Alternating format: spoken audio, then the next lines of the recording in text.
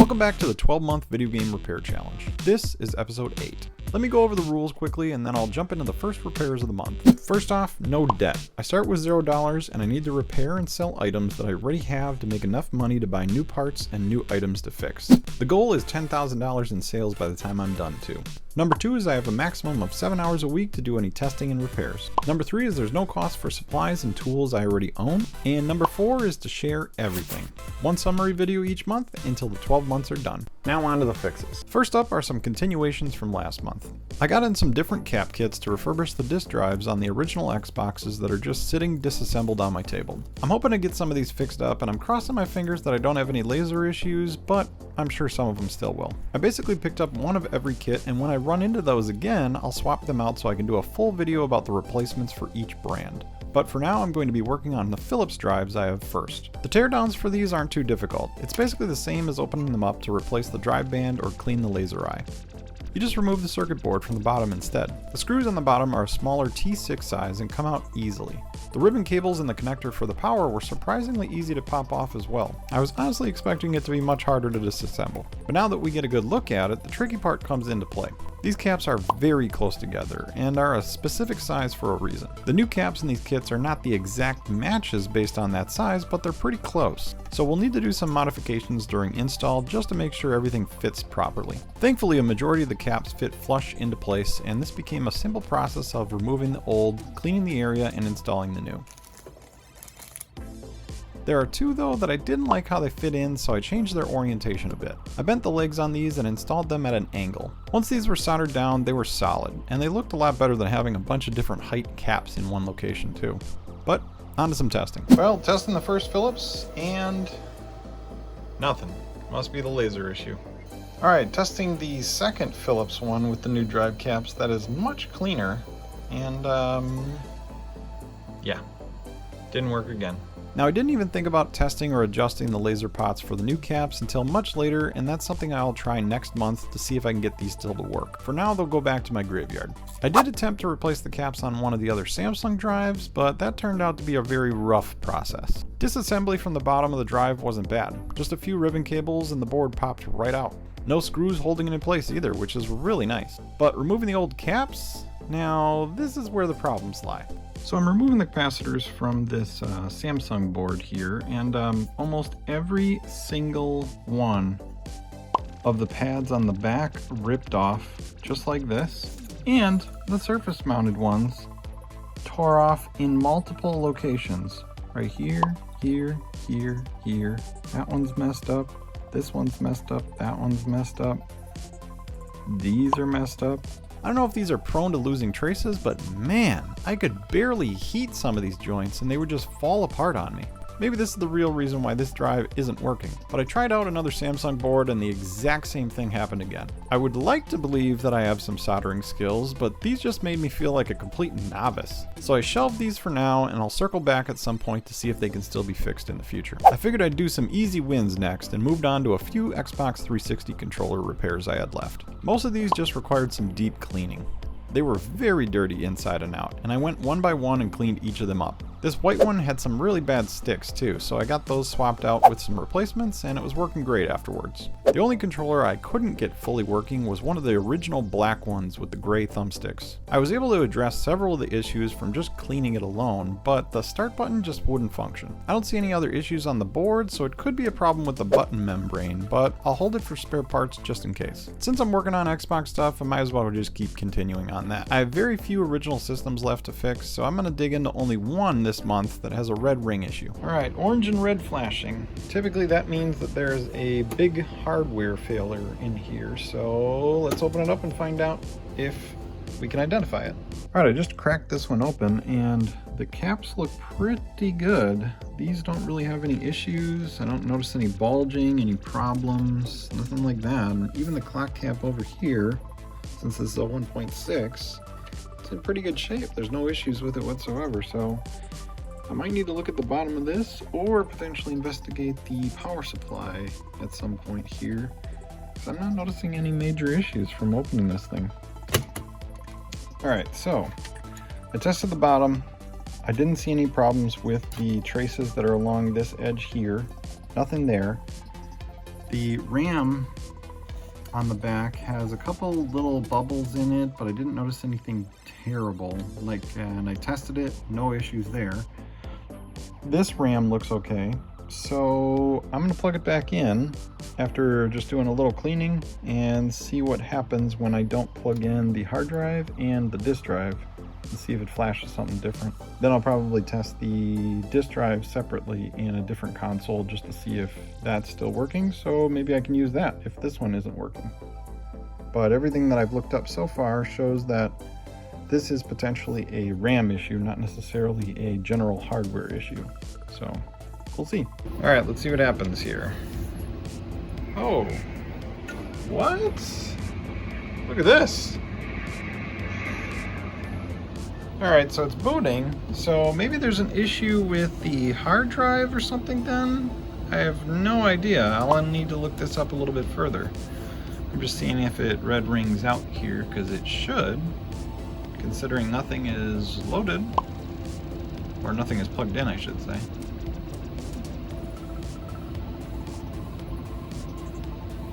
There it is.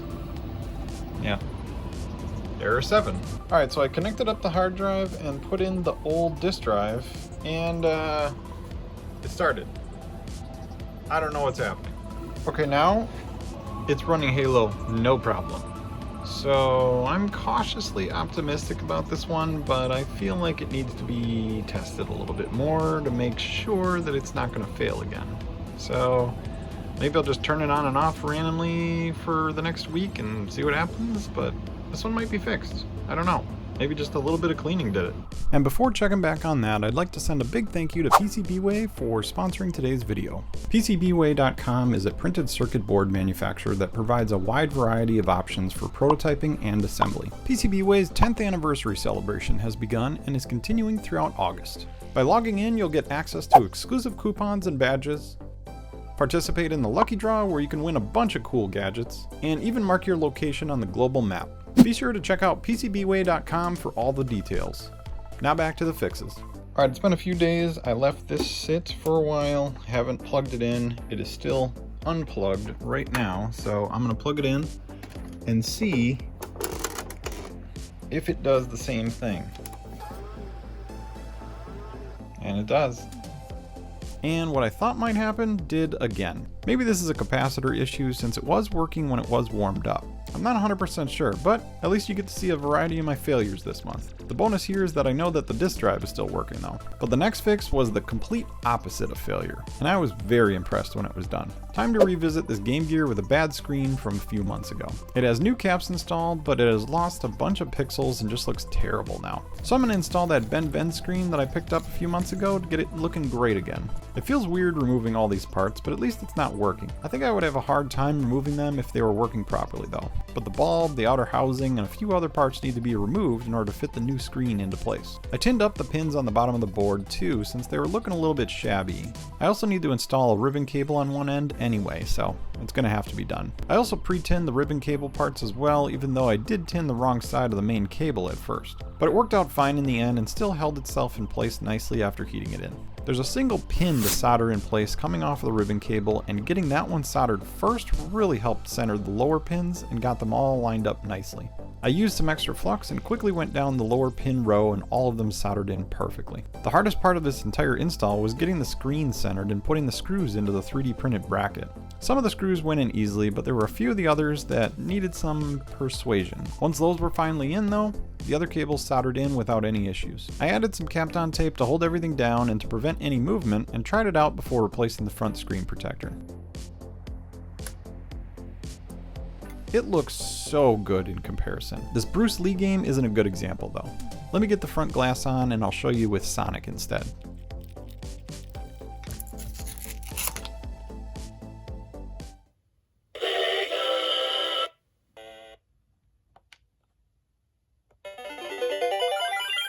I cannot stress how nice this unit looks now. The colors are vibrant, you can now see little details in the background, and you can view it from pretty much any angle. And with the front screen glass being so clean, it feels like a brand new handheld.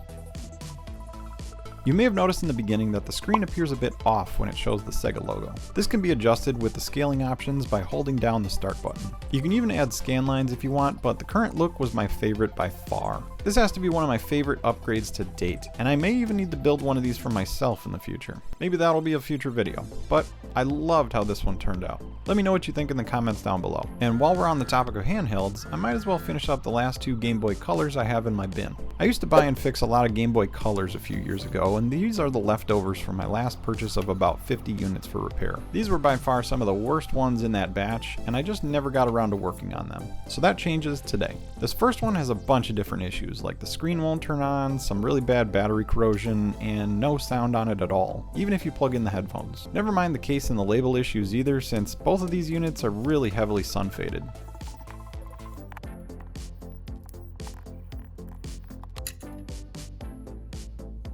Well, those capacitors might explain the sound issues, and I don't know if that battery terminal can be saved either. That almost looks too far gone, but let me take it out of its housing so I can start cleaning.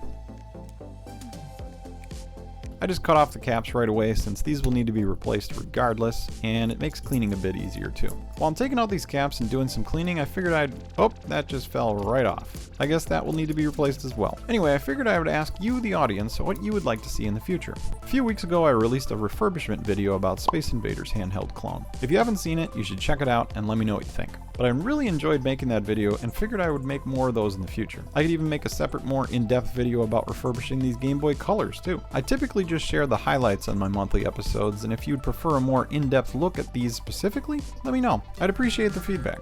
But anyway, back to this handheld. I wanted to get all the corrosion off this unit before doing any of the installs of the new caps. I used these scratch pens again and a small screwdriver to remove the big chunks, and that worked out really well. I then found a donor board for the battery terminal and removed that so I can use it on this board. I reinstalled the caps and tested the screen, and turns out it works. Just needed some working caps in it to run properly. I popped in the new terminal end and it was all but done. I'm not going to reuse this same housing since it looks pretty faded and it's not the right color anymore either. As luck would have it, I have some good shells that I cleaned a while ago that I can use as original replacements. They even have the original battery covers too. Let me open up my box of spare cleaned Game Boy parts and get this thing rebuilt. Like I said, I used to work on a lot of these. Before I get it completely put back together, let me do one final test just to make sure everything is working and nothing else needs fixing. It's working great, so on to the final touches. A new glass screen cover and some brand new labels to complete the rebuild. It's looking and working a lot better now. So on to handheld number 2. It looks like this one was just really dirty inside. Lots of gunk buildup on the button pads too. I'll get these cleaned so we can move on to the sound wheel. The wheel appears to be broken on the inside, so I'm just going to swap it out with some more donor parts. Remove the old by desoldering the top and the bottom connectors and pop in the new used part in its place. Much better. Now the screen.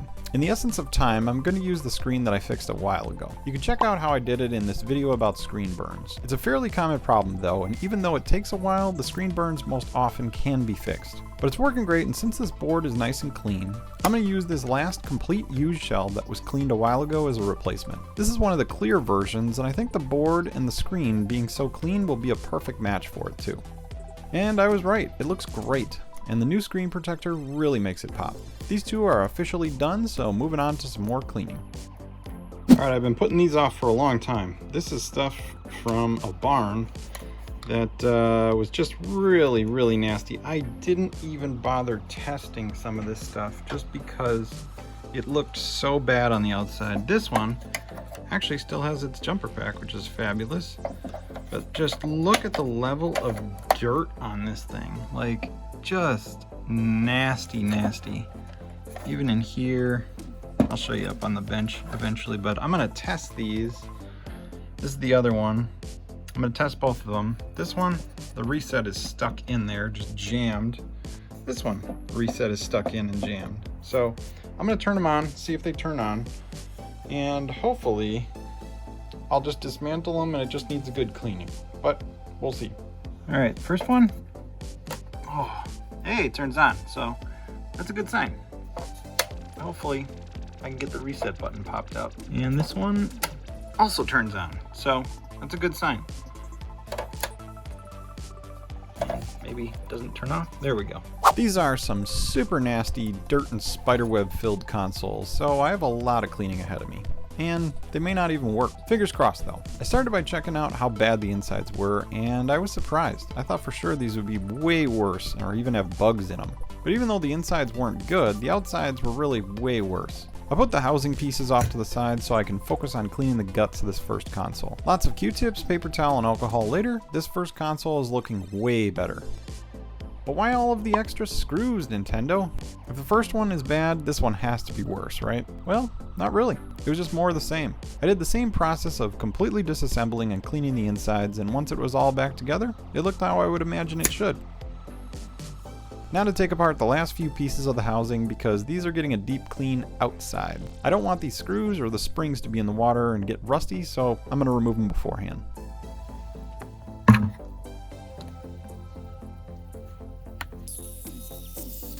Now I'm going to try to save these labels as best as I can, but I still want these units to be clean. So I'm going to set these bottom shells off to the side for now and clean those more carefully to hopefully protect the labels from getting too badly damaged. Everything else goes in the bucket to soak. Once it was soaking for a while, I gave each part a good scrub and moved on to the rear shells. I just dunked them in the water quickly instead of soaking them, and that seemed to keep the labels intact. I rinsed off all the parts and set them out to dry for a few days to make sure they didn't have any little droplets on them at all. Then began the reassembly process after wiping them down really quick too. These certainly aren't perfect and still have a bunch of scratches on them, but it beats how they looked before. Let me get these put back together so we can finally do a real test. Alright, here we go. I have the original power pack. I cleaned this up and it seemed like it's working fine because it did turn it on before. I put my copy of Star Fox in there. Hey, there we go. Alright, this other one is working great too. This is the one with the messed up reset button. And still works. Alright, got a little overconfident with this one, but I just happened to press the reset button and it didn't work. So I had to take it all apart. And I'm going to pop that off in just a minute here and see if it's got something stuck underneath it or if it can just get cleaned. So we'll see. I cleaned and adjusted the contacts on the reset button and retested it. Again, why so many screws, Nintendo? Alright, it's on. And it's working. There we go. These are officially done and working. Alright, got my next order from XYAB. So I picked up 2 sets of capacitors for GameCubes that I wanted to try out because I believe the 2 that I have issues with the lasers, but we'll look into that eventually. Picked up a couple more Wii sensor bars because I just fixed up that one and I might need more. PS1 laser to replace the one that I had previously that was just not working as great as it should. Got a couple more Wii kits where it's the doors and the little enclosure pieces there. These are for Xbox units, specifically the original Xbox Philips laser eyes. That's what these are replacements for. So apparently these are originals, but they're refurbished. I wanted to try them out because I have a couple of them that it might work in, so we'll see. This last one is a PS2 Slim laser, and yeah, that's pretty much it. Alright, I just picked up another 10 Xboxes, and that's what's in these. Actually, what was in those, because I have them all unboxed, and I just need to go through them now to find out which ones have what problems. But I got a bulk deal from a person online, and I bought 10 of them all together. So we'll go through those at some point, but I'd like to get into some other stuff first. On to my GameCubes that aren't working though. Alright, getting into some more new stuff. So, I have these 2 GameCubes. Now, both of the disk drives will not play games. This one, I don't know if I can open it there. There we go. This one opens and closes really nicely. This one, not so much. The button gets stuck, so we'll look into that. But I happen to purchase some capacitor kits for these, specifically for the disk drive in here. So if these end up working and swapping them out helps the disk drive, then great, they're all good. So I'm going to check that out right now and see if I can get both of these up and running. Let's open up the black one first and see what that looks like inside. Alright, first off, this unit is really nasty. It's got a lot of grime and dust and things all over it, so I think I'm going to take it outside and give it a quick blowout first. Much better. Again, why so many screws, Nintendo? But getting access to the drive board to replace the caps isn't too bad. It's just a lot of screws, a few ribbon cables, and some power wires that I just decided to get them out of the way. The caps on the board don't look bad, but looks can be deceiving. I gave it a quick cleaning before swapping anything too. And all done. I had a little bit of a torn pad on this one over here, but otherwise, pretty good. Alright, it's on. And we're there. So I'm gonna hit the thing. Okay, the laser's on, so that's a good sign. And it is tracking.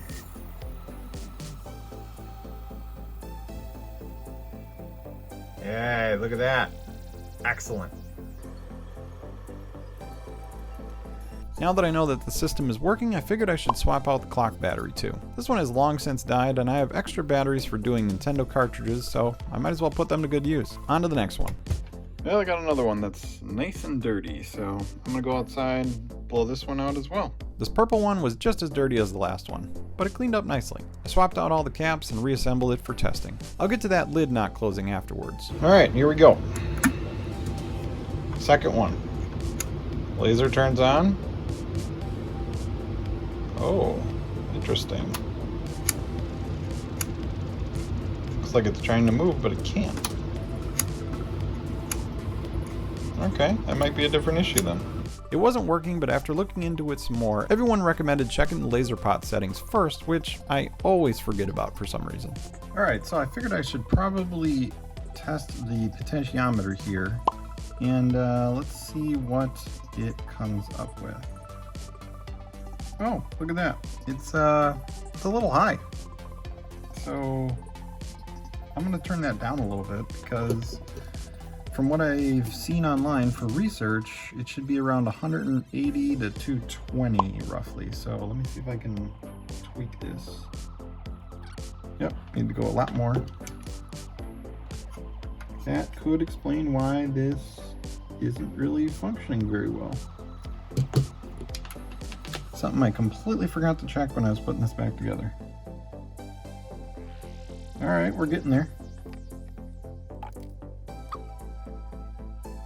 200. Alright, that's right in the middle, so I'm gonna keep it there, and let's go test it out again.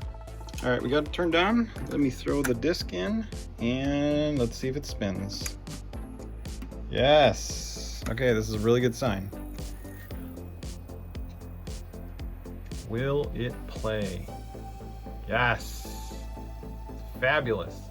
And it appears to be reading the disc perfectly fine because it is definitely playing. And now that that's fixed, I'm going to swap out this clock battery as well, since I did it on the last one, and this one is for sure dead because it keeps asking me every time I turn on the system. So let me do that right now. And done. Looking good. Now the lid closure.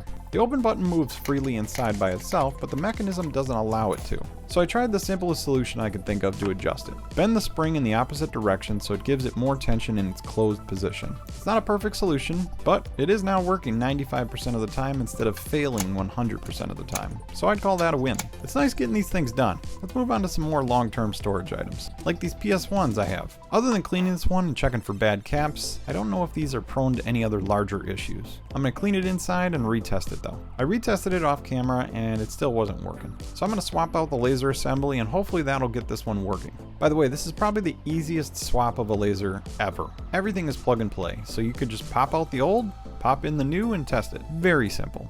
I wish more of these were like that. Alright, here we go. Let's see if it works. Alright, I hear it moving.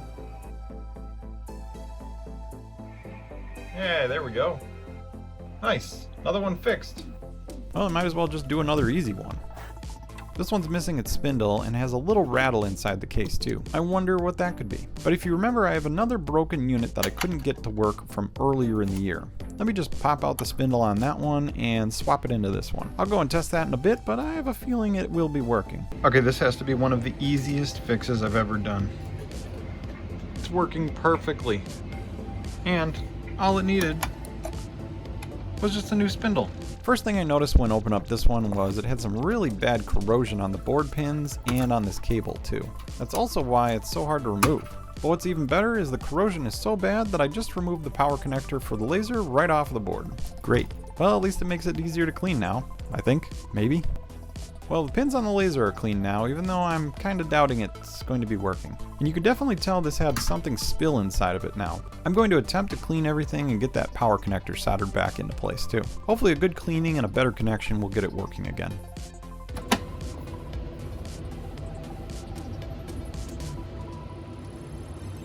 Now you can hear it spinning up, it just doesn't read the disc. Sadly, I think this one might be done for, but the laser might still be good. Let me swap it with one of the other ones from earlier in this challenge. You guys remember this one? I swapped out the power board because it wasn't working, but the laser won't read discs. Hopefully this other laser will. I tried it with a few other games and all of them seem to be working. Nice to finally have this one finished. On to the next one. Yep, you read that right, if you were reading it. It works, but it just has an awful looking case. Well, as it turns out, I just happen to have another exact same model with a much better looking case that just came available. Easy fix. So this one just goes to the graveyard. For now. And because I always like to clean items 3 at a time, here we are. And we're done.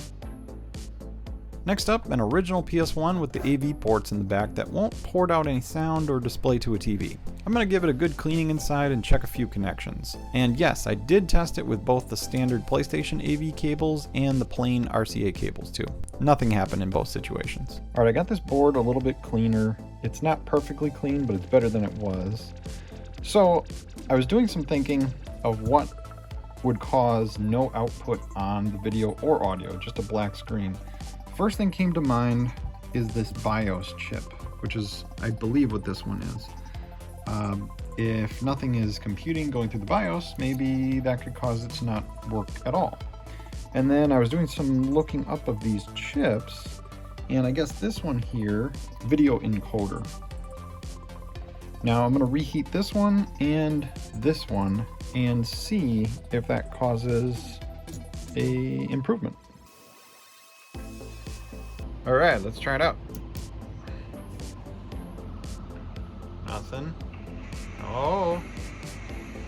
Hey, look at that. We got video. Audio's garbage, but we at least have video. All right, I got the video working, but now I got to get the sound working. So I looked it up again, and this is the RAM for sound, and this is the sound processing chip. Now I really don't want to have to deal with resoldering this one because the pins are so dinky and little. But I'm going to try to do the RAM first. If that doesn't work, then I'll move on to this one. Alright, I've checked multiple fuses, I've reheated multiple chips, and nothing. It's not even displaying anymore, so I'm not sure what else I could do in order to fix this one, but yeah, it was displaying for a minute, then it just kind of died. Maybe I messed it up, I don't know. I could look at it one more time, but I'm going to call this one probably dead. Alright, I had this one on my shelf labeled as a bad disk drive, and it's not playing the game. This is Medal of Honor. It's twisting, everything else is fine, it's spinning in there. But when I put in Crash Bandicoot, it works. So I'm wondering if the laser is just kind of going bad at this point, where it's not completely bad, but probably just needs to get swapped. I swapped in the new laser I bought a while ago for this specific reason and tested it again. Alright, new disk drive. It's running Crash. And now let's see if it runs Medal of Honor. Turns out it didn't run Medal of Honor and sounded like it was scratching itself while it was spinning. I found out the spindle on the new laser is a little wonky. As you can see here, it's very wobbly. The original still has some of this too, but it's just not as pronounced. Okay, I just tested this one out again with Medal of Honor, and it's working. I've tested 3 or 4 other games, they're all working. I'm wondering if because it has that little bit of a warp to the disc, that's what causes the issues, not necessarily the laser eye here. But this one, this replacement laser eye, has a really bad wonkiness to it, so I'm wondering if that just makes it worse, because I tried this one, I swapped it in, and it worked for a minute and then it stopped. So I'm wondering if this potentially is causing a larger issue. And this one was fine originally, but it just couldn't handle the warp disc, or maybe something got a little wonky when this was moving around because these weren't perfectly solidified in place. I don't know, but it seems like it's working. I'm gonna put the lid back on, see if I can get it back in place and test it out again. And if it tests fine again, then I think we're good. And here it is again. That's Medal of Honor, and it is playing. So it must be that it's just got a wonkiness to the disc, and that causes an issue, but I'm not sure how to fix that. It might just be part of the discs. Alright, moving on to some PlayStation 2 Slims. So I got this one. It's not really working very well. The whole thing actually does work, but when you close the lid, nothing happens. There's no reading of data, nothing like that. Now, when you close it harder, now look, reading disc, and it should pop up in just a minute. There it is. So, I'm guessing there's some issue back here with it interacting with the sensor, but we'll take a look at that one. Alright, I think this one has the exact same issue as the first one, because when you close it, it doesn't do anything. But if you hold it down, nothing there. Hold it down right here, reading disc. So, my guess is that lid has an issue in the back there, but we'll take a look.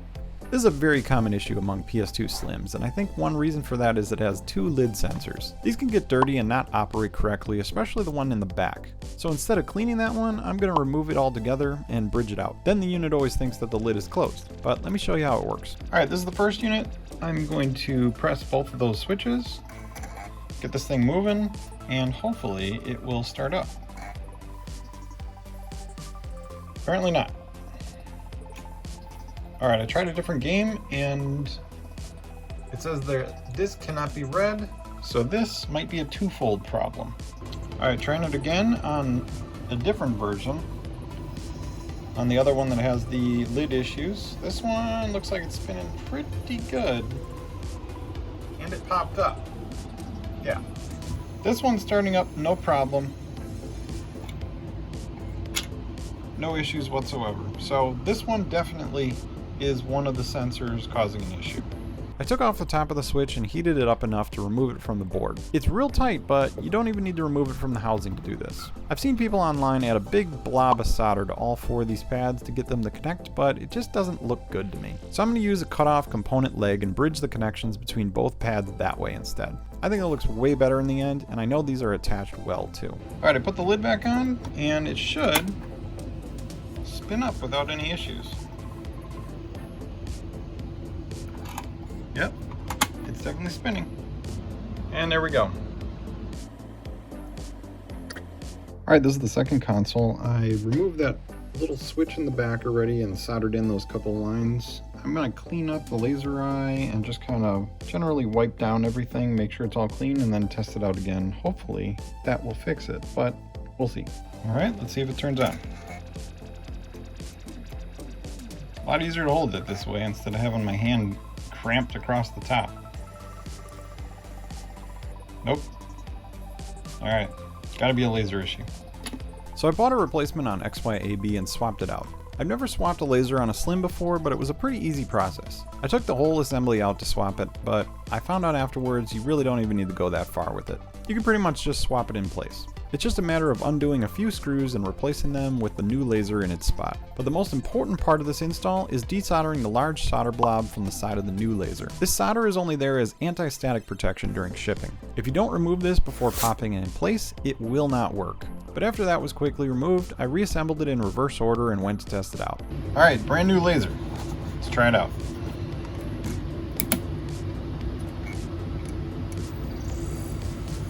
Spinning up good. And there it is.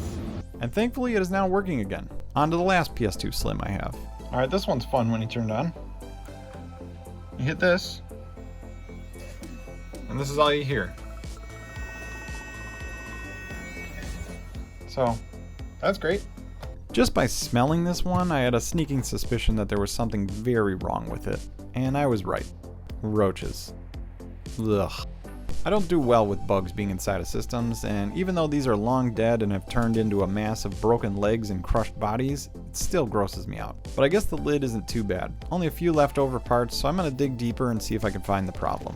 My best guess is one of these things fried itself on a chip and needs to be cleaned off, so let's find out. Just gross. I put down some paper towel so I can try to contain some of these pieces that'll eventually fall out of this thing as I'm taking it apart. I don't want any of this stuff going anywhere, and after I'm done cleaning it, I'm gonna have to deep clean my entire mat and all my tools too. Just nasty. Nope, I'm out. This can't be fixed. Well, maybe it can, but certainly not by me. I'm done. That's it.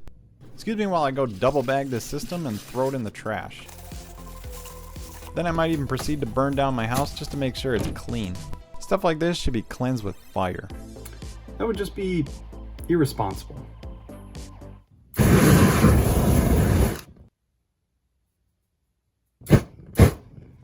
Alright, I only have a few more PS2 controllers left, and I'm planning on breaking into some more PS2 consoles. So before I do that, I figured I should probably start going through some of them that I have sitting here. Now this whole bag I labeled as no button response, which I'm assuming means these have bad cords, but I'm not 100% sure. These other ones just have various issues like D-pad or this one. It works, but the sticks need some cleaning because they stick. You can kind of see there's like some gunk in there and everything, so I'm gonna start working on these and see how many of these I can get done, and if I could potentially fix some of them for the next PS2 consoles that I'm gonna have done. So we'll get to these next. What I was quickly reminded of while opening these is how much I hate working on PS2 controllers. Everything is so fiddly. This first one just turned out to be broken inside, and now it won't go back together either. And the ribbon cable for the controller membrane is a pressure fit one, so it's never going back together right without some replacement guts. But I pushed forward and cleaned up several of these to see if that would fix them up. Cleaning did fix one of them, but after doing some more research, I found cleaning alone typically isn't the way to fix these at all. Let me explain. Alright, just found a very interesting article that explained the entire process of how to test these. I thought maybe these would just be dirty and they just needed to be cleaned, and that's one of the reasons why I just haven't really worked on a lot of PS2 controllers. Also, I absolutely hate working on PS2 controllers because of this membrane that's here. It's just so flimsy and I just hate dealing with it. But found a really interesting article, and they were saying that there's a resistor or resistance quantity in between here so that it can actually feel the pressure, so it determines how hard you're pressing on some of the buttons. And now when you test it with a multimeter, it should pop up with a quantity. But if it's over 17,000 roughly, then it's bad, or it's potential to be bad. So these are all coming up 18, 18, 18. But it was an interesting test to be able to test all of these. And on this particular controller, the D-pad and all of the top buttons here were not working. So this might be a really good way to be able to test whether or not they could be working without even having to test the controllers themselves. But I'm going to end up having to purchase more of these membranes. And apparently you need to buy these connectors as well to remove these as well as the membrane, just because it just goes bad over time. So this might be a project for another day for a minute, but I'll check through a few of the other ones, see what I find. And since I was working on these at the end of the month, this will be a project for when I get in those new pieces at the beginning of next month. But I worked on one more item for the month. All right, moving on to some more new stuff. Found this one down there in my stash of random items. And it says that it works, but the red button sticks. And I remember this one because I started ripping parts off of it, like this front thing here. But this red button, the sync button here, just doesn't, I don't know if you can hear this, but it doesn't really like click or go in. It kind of sticks in place. So we're gonna take out the front, clean it out, and hopefully get it fixed. This is a quick disassembly and cleaning. I took off the front panel and cleaned out all the buttons and pads. Then dripped some IPA into the buttons on the front edge of the console too. I pushed the IPA into those a bit more rapidly by clicking them, and it seemed like it cleaned the insides enough where they were all working a little bit better. Everything got reassembled, and the outer buttons felt a lot better afterwards too. This was everything that I got fixed this month, or at least attempted. So let's go over the solds before jumping into the final numbers. Just sold this Xbox 360 controller that I fixed up for about 23 bucks. Alright, just sold a few more items. Got this Duke controller with the replaced cable for about 30 bucks, and this Game Gear for about 125. Excellent. Just sold this Xbox 360 controller that has the original battery cover here for about 23 bucks. Just sold this Sony PS1 for about 65 bucks. Nice. Just sold this PS1 bundle for about 70 bucks. And this one turned out to be really clean.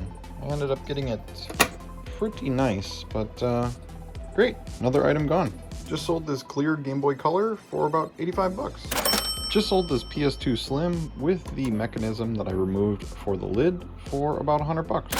Just sold the other PS2 Slim for about 120 bucks. This one had the replaced laser and the lid switch swapped out as well.